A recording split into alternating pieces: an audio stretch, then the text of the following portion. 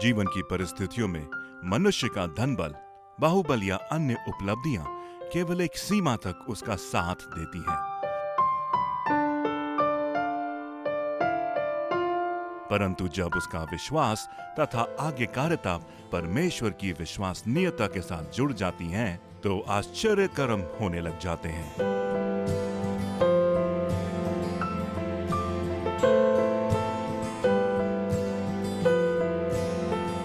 Bible एक ऐसी पुस्तक है जो जीवन की हर परिस्थिति में हमारा मार्गदर्शन करती है। बाइबल क्या कहती है?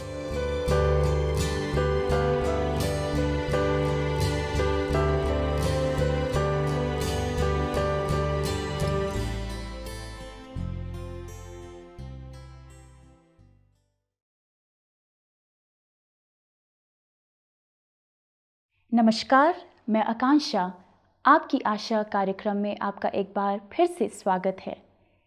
पिछले कार्यक्रम में जैसे कि हमने दानियल के बारे में जाना था और बाइबल में से पढ़ा था कि कैसे दानियल विश्वास योग्य था परमेश्वर के प्रति और किस तरीके से उसका चरित्र था।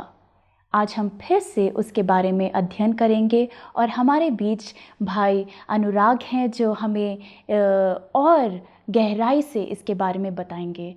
भाई अनुराग, एक बार फिर से आपका स्वागत है। धन्यवाद आकांक्षा, आपका एक बार फिर से। और जैसा कि आपने मुझे फिर से इस विषय में बोलने के लिए कहा है कि हम दानियल के जीवन के जो बचे हुए पहलू हैं उसको भी विचार करें। जो हम दानियल के जीवन को हमने पिछले समय देखा था, हम आगे कुछ और विशेष बातों को देखने का प्रयास करेंगे।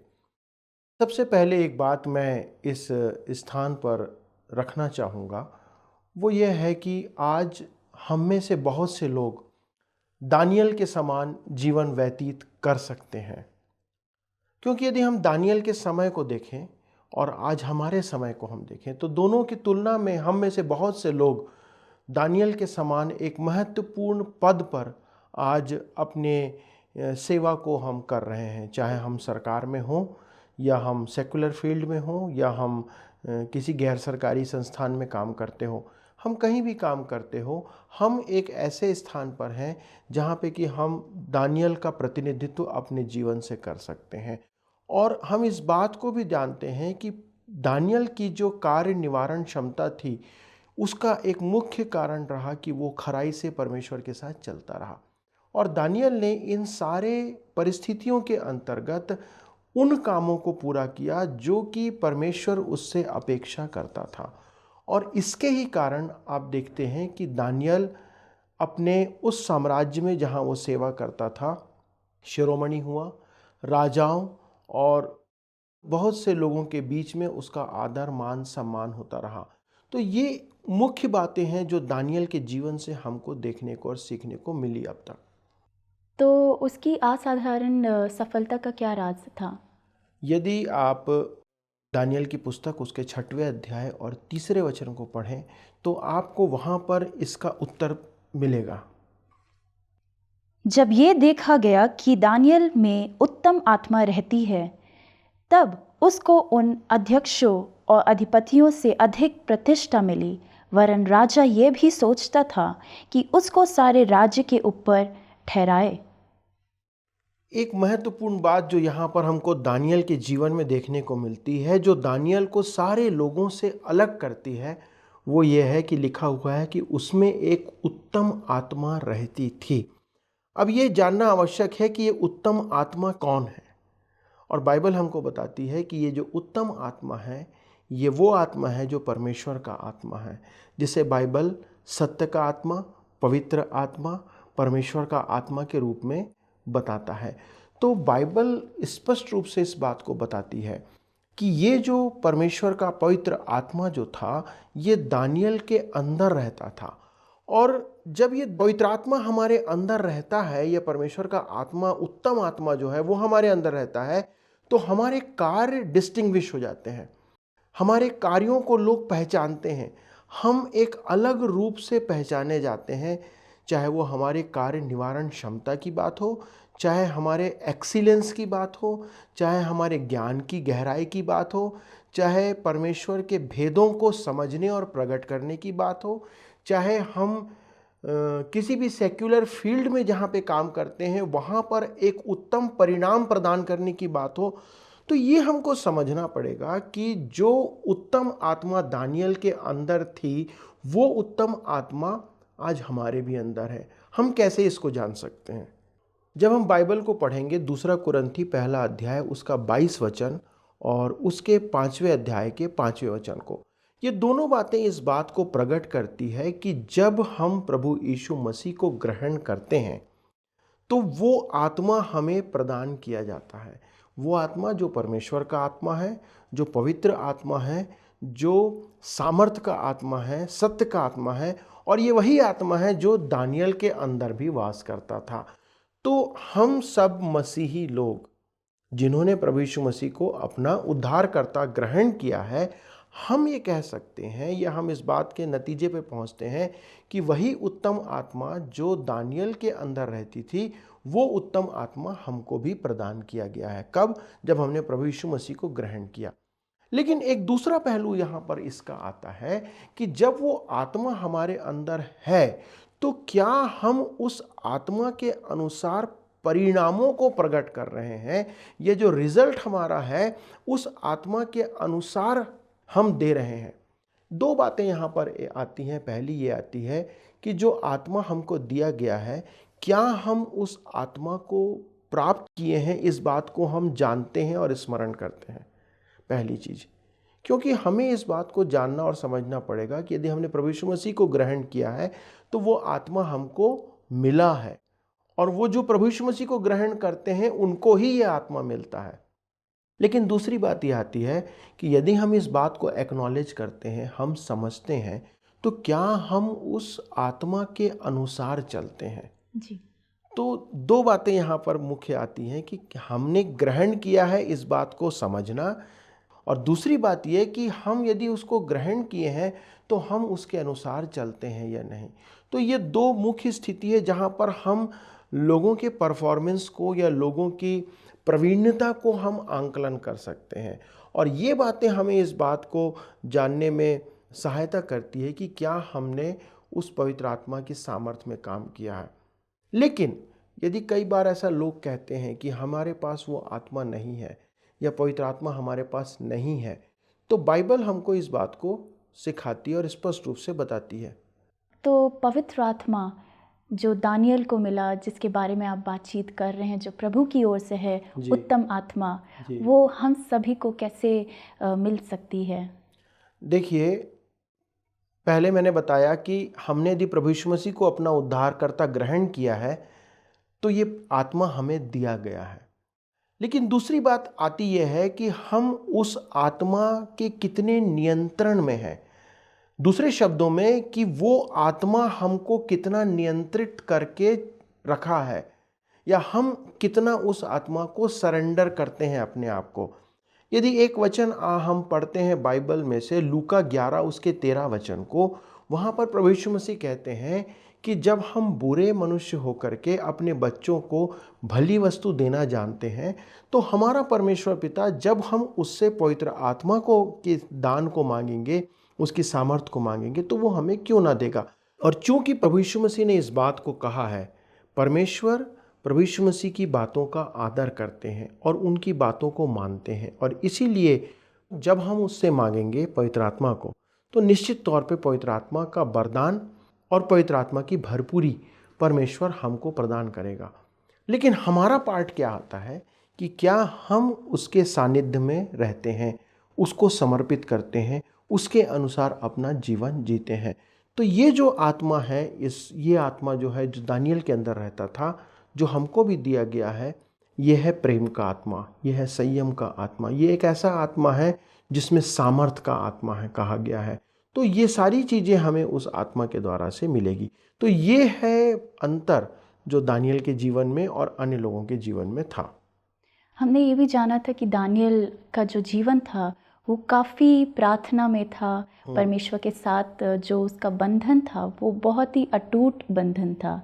आप उसके बारे में बताना चाहेंगे? देखिए, जैसा बाइबल बताती है, लिखा हुआ है कि दानियल दिन में 3 बार प्रार्थना किया करता था। और ये 3 समय जब वो प्रार्थना करने का समय होता था, वो निर्भीकता के साथ लोगों के से कोई छुपा करके नहीं, परंतु वो निर्भीकता के साथ अपने घर में जाकर जहाँ पे वो प्रार्थना करता था, 3 बार प्रार्थना किया करता था। और बाइबल बताती है दानियल की पुस्तक 6वां अध्याय 10वें वचन में कि वो तीनों समय घुटने टेक कर बड़े आदर के साथ परमेश्वर से प्रार्थना किया करता था। और ये जो प्रार्थना का जो जीवन था, ये उसका एक अभूतपूर्व जीवन था।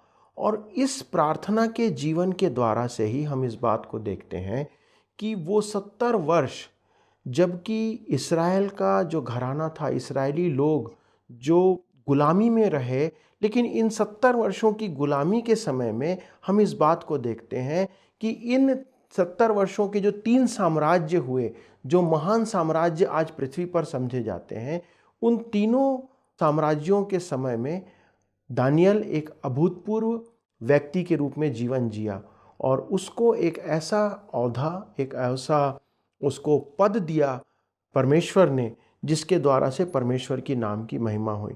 और ये है अद्भुत बात उसके जीवन में कि उसने अपने जीवन में प्रार्थना के समय को बनाए रखा। जैसे कि आपने बताया कि उसके अंदर पवित्र आत्मा का वास था और उसका जो जीवन था वो प्रार्थना में था। क्या उसका जीवन इसी तरीके से सफल था या और भी लोग थे जो उसके ऊपर उंगलियां उठाते थे या उससे नफरत करते थे? क्या ऐसा भी उसके जीवन में समय आया? देखिए आकांक्षा जी, जो आप जिस ओर इशारा कर रहे हैं वो एक बहुत ही महत्वपूर्ण बात है कि जब आप ईश्वर के साथ चलेंगे, ये एक तथ्य साबित हुआ है और हमारे सबके जीवन में होता है। जब आप सही रास्ते पर चलेंगे तो परेशानी, विपत्ति, बुराई आपके जीवन में प्रवेश करने का प्रयास करेगी। दूसरी बात, जब आप अच्छा काम करने की कोशिश करेंगे तो आपके साथ बुराई की जाएगी। आपके सामने बुराई आएगी नहीं, परंतु लोग आपके साथ कई बार बुरा करेंगे। और दानियल के जीवन में यह भी देखा गया कि जब दानियल जो भला काम करता था, सही मार्ग में चलता था, उत्तम आत्मा उसमें रहती थी, तो हमारा जो विरोधी है वो कहीं ना कहीं से प्रयास करता है कि हमको नीचे खींचे, हमको उन परिस्थितियों में गिराने का काम करता है। और दानियल के सामने भी ये समस्या आई कि दानियल से बहुत से लोग जलन रखते थे। आपके यदि पक्ष में बोलने वाले 2 होंगे तो शायद आपके विपक्ष में काम करने वाले 20 से 200 भी हो सकते हैं। तो लोग जो हैं दानियल के विरोध में काम करते थे और तब उन्होंने एक युक्ति निकाली। उन्होंने कोशिश किया कि कैसे हम दानियल को नीचा दिखाएं या दानियल को समाप्त कर दें, मरवा डालें। और तब उन्होंने राजा के पास जा कर के राजा से कान भरा।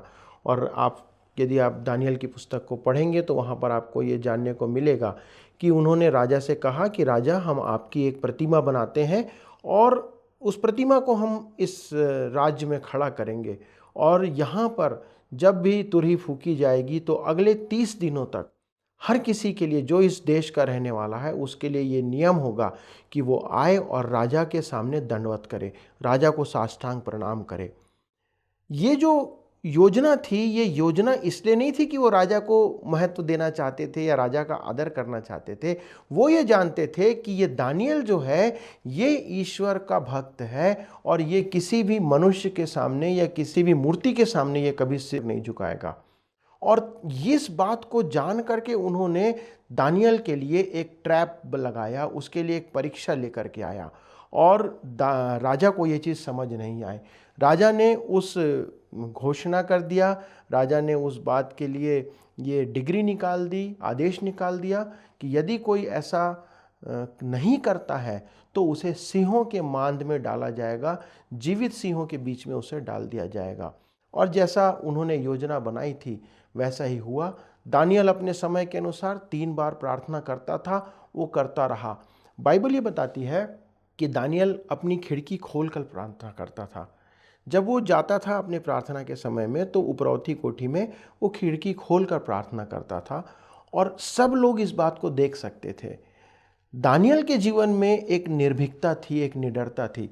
दानियल ने ऐसा नहीं किया कि मुझे प्रार्थना करना है तो वो चुपचाप से घर के अंदर अपने समय में प्रार्थना करने चला गया। नहीं, उसने प्रार्थना के समय जैसा प्रार्थना करता था वो करता रहा।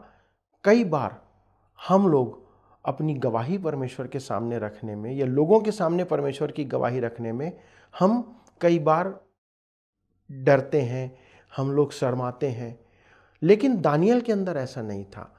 हमारे लिए ये सीखने की बात है कि क्या हम परमेश्वर की बातों को, प्रार्थना करने के काम को हम लोगों के सामने करने से शर्माते हैं या डरते हैं।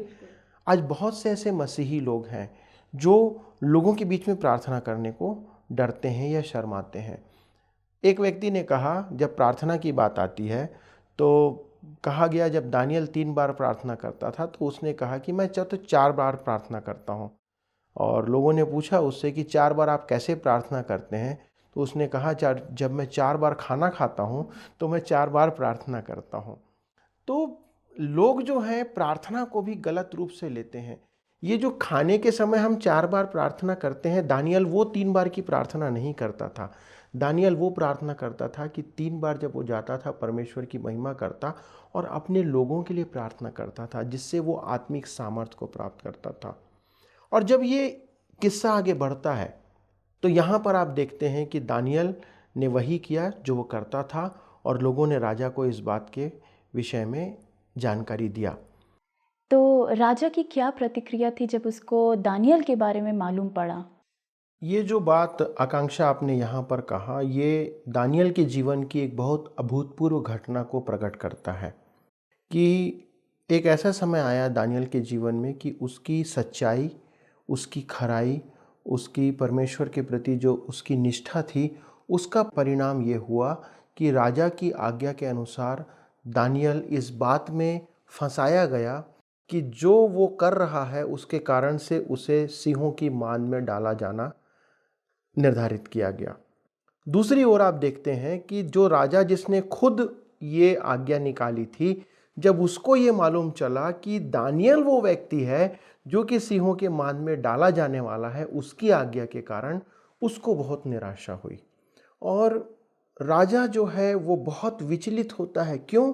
क्योंकि उसको मालूम था कि दानियल एक ऐसा मनुष्य है जो खरा ही नहीं है, परंतु उसमें परमेश्वर का आत्मा वास करता है, खराई से परमेश्वर के साथ चलता है और एक ऐसा मनुष्य है जिसके द्वारा से पूरा राष्ट्र तरक्की कर रहा है, जिसके कारण से उसके देश में जो तरक्की हो रही है उसका वो एक बहुत बड़ा मूलभूत कारण था। और राजा निराश होता है, लेकिन राजा अपनी आज्ञा से बंधा हुआ था और उसने उसे आज्ञा दी। और तब देखते हैं कि किस प्रकार से राजा उस कारण से जो होने वाला था, आगे घटना घटने वाली थी, वो परमेश्वर पर विश्वास करते हुए परमेश्वर के हाथों में उसे सौंपता है। और उसके 6वें अध्याय के 16 वचन में इसी बात को राजा कहता है। पढ़िए। तब राजा ने आज्ञा दी और दानियल लाकर सिंहों की मांद में डाल दिया गया। उस समय राजा ने दानियल से कहा, तेरा परमेश्वर जिसकी तू नित्य उपासना करता है वही तुझे बचाए। अभी देखिए कि एक अन्य जाति राजा जो परमेश्वर को नहीं जानता था, वो दानियल से कहता है कि तेरा परमेश्वर ही तुझे बचा सकता है, क्योंकि वो सच्चा और जीवित परमेश्वर है। यही वो राजा है जिसने ये स्टेटमेंट दिया कि दानियल का परमेश्वर जो है वो उत्तम परमेश्वर है। तो ये एक अद्भुत बात है दानियल के जीवन में। और जब जिस समय उसे डाला गया सिंहों की मान में, लिखा हुआ है कि रात भर राजा बेचैन रहा, वो सो नहीं सका और वो सुबेरे तड़के उठ करके बहुत भोर को दानियल को देखने के लिए उस मांद के पास जाता है और जा करके उससे पूछता है कि तेरा क्या हाल है, क्या तेरे परमेश्वर ने तुझे बचा लिया? क्योंकि राजा को भी ये विश्वास था कि दानियल का परमेश्वर सच्चा परमेश्वर है। किसके कारण से? दानियल के कारण। और दानियल के साथ साथ जब वो दानियल वहाँ से निकाला जाता है तो राजा फिर से एक आज्ञा देता है कि जितने लोगों ने दानियल के खिलाफ ये षड्यंत्र रचा था उन्हें सिंहों के मान में डाला जाए। और तब वो राजा एक आज्ञा देता है कि पूरे राज्य के अंदर दानियल का जो परमेश्वर है वही एक सच्चा परमेश्वर है। और वो एक ऐसा जीवित परमेश्वर है जो अपने लोगों की प्रार्थनाओं को सुनता और उसका उत्तर देता है। तो इस कारण हम देखते हैं कि दानियल के जीवन से परमेश्वर को महिमा उस पूरे साम्राज्य में मिलने पाई, क्योंकि एक व्यक्ति जो था वो खराई के साथ अपने जीवन में चलता रहा। और कोई ऐसी बात जो दानियल के जीवन में थी हम उससे सीख सकते हैं? एक और बात यहाँ पर जब हम 6वें अध्याय से आगे पढ़ते हैं तो हम इस बात को पाते हैं कि इस पुस्तक के अंतिम भाग में दानियल के सामने परमेश्वर एक दर्शन रखता है, दानियल को एक स्वप्न दिखाता है। और उस स्वप्न में या उस दर्शन को जब हम देखते हैं तो दानियल के साथ परमेश्वर अपनी भविष्य की योजना को प्रकट करता है। और मुख्य बात यहाँ पर जो मैं बोलना चाहूँगा वो ये है कि परमेश्वर कभी भी अपने लोगों से भविष्य की योजनाओं को छुपा के नहीं रखता। जब परमेश्वर ने इस बात को योजना बनाई कि वो क्या करने वाला है इस्राएलियों के साथ भविष्य में, तो उसने दानियल के साथ इस बात को प्रकट किया और इस बात को बताया कि एक समय आएगा जब ये इस्राएली लोग जो हैं वो फिर से बंधुआई में जाएंगे, ये इस्राएली लोग जो हैं ये पूरा तहस नहस किए जाएंगे। एक समय आएगा जबकि यहाँ पर बड़ी परेशानी का समय इस्राएलियों को सामना करना पड़ेगा। और जब उसका कारण उसको पता चलता है दानियल को, तो दानियल अपने जीवन में एक काम ये करता है, ये नहीं कहता कि मैं तो आज सुख से हूँ, मैं राजा के यहाँ अच्छे पद पे काम कर रहा हूँ, मेरे को एक अच्छी नौकरी है, मेरे को अच्छा पैसा है, मेरे को अच्छा मान सम्मान है, मुझे क्या मतलब इस्राएल में क्या हो रहा है, मुझे क्या मतलब कि मेरे लोगों की दुर्दशा क्या होने वाली है। लेकिन उसने ऐसा नहीं किया। बाइबल बताती है 7वें अध्याय से आगे कि जब उसने इस बात को जाना, उसने परमेश्वर के सामने आकर के पश्चाताप किया, अपने लोगों के लिए पश्चाताप किया, अपने लोगों के पाप के लिए पश्चाताप किया और उसने वो भूमिका निभाया जो हम प्रभु यीशु मसीह को भूमिका निभाते देखते हैं। वो इस्राएलियों के लिए बिहाफ में उनके तरफ से परमेश्वर से विनती करता है और गिड़गिड़ाता है परमेश्वर से, कहता है कि प्रभु तू ऐसा मत कर, ऐसा ना होने दे कि ये लोग जो हैं वो परेशानी में जाएं। और इसके कारण से हम देखते हैं कि वो दानियल जो कि इतने बुजुर्ग हो चुका था, 80 वर्ष की करीब उम्र उसकी हो गई थी, उस दानियल के सामने परमेश्वर अपने दूत को भेजता है। जिब्राइल स्वर्गदूत आता है और दानियल से इस बात को कहता है कि तू परमेश्वर के सामने बहुत ही प्रिय ठहरा है, आदर के योग्य ठहरा है और तेरी प्रार्थनाएं परमेश्वर ने सुना है। ये वो बात है जो हमको प्रकट करती है कि जब हम बिना किसी कपट के, निष्कपटता से किसी के लिए प्रार्थना करते हैं, लोगों के लिए निवेदन करते हैं, तो परमेश्वर उससे आनंदित होता है, परमेश्वर उससे प्रसन्न होता है। वही काम प्रभु यीशु मसीह ने किया। जब प्रभु यीशु मसीह उस क्रूस पर चढ़ाए गए तो सबसे पहला वचन जो प्रभु यीशु मसीह ने कहा वो यही था कि हे पिता इन्हें क्षमा कर, क्योंकि ये नहीं जानते कि ये क्या कर रहे हैं।